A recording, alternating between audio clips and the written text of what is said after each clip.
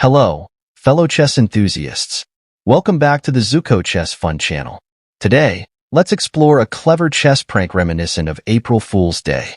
We're going to delve into the Parham attack opening variation, where white starts with a surprise move, sending the knight straight into enemy territory. It's like a mischievous April Fool's joke played by the white side, seemingly catching black off guard with the unexpected knight thrust. Parham attack, as requested by friends.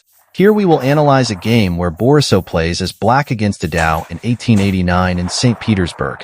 Oh, by the way, Adao starts with white to e4, countered by Borisov with e5. Then white moves the queen to h5.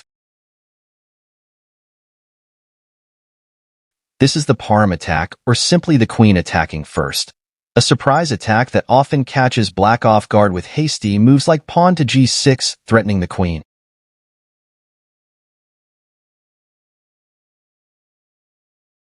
And the queen takes pawn on e5, check, and gets the black rook.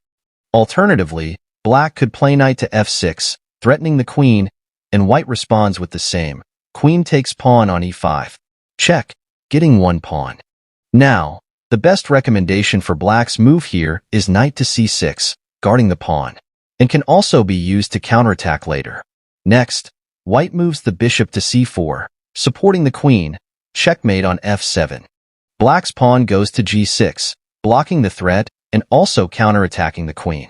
The queen to f3, still threatening checkmate on f7. The knight on f6 covers the threat. Bishop to b3 strengthens the threat on f7. Alright, next, here we can see how aggressive the white queen is. But this is where black can turn the tide with knight to d4, threatening the queen and pawn on c2. If white forces the capture of pawn on f7, then king to e7.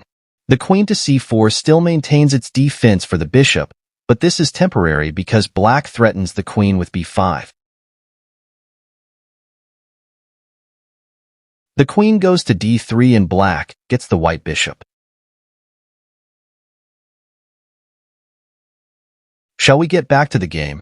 Here, Adao moves the queen to c3.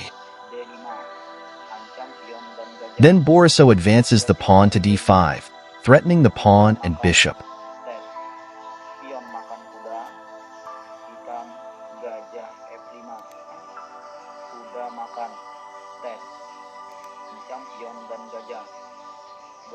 The bishop captures pawn on d5.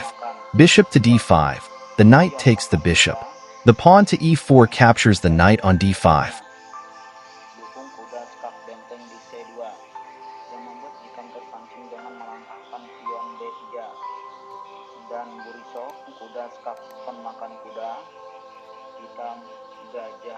The black bishop goes to f5, providing support for the knight. To d2, double check, king and rook, which prompts white to move the pawn to d3. Then Borisov continues his attack with the bishop to b4, threatening the queen in line with the king. And at this point, Adao resigns because if the queen captures the bishop, then the knight captures the pawn on c2. Check, and simultaneously, the queen is threatened. Here, Borisov gets the queen. So, this is one way to counter the early queen attack in the opening. As the game unfolds, we witness a strategic dance of moves and countermoves, with both sides jockeying for position.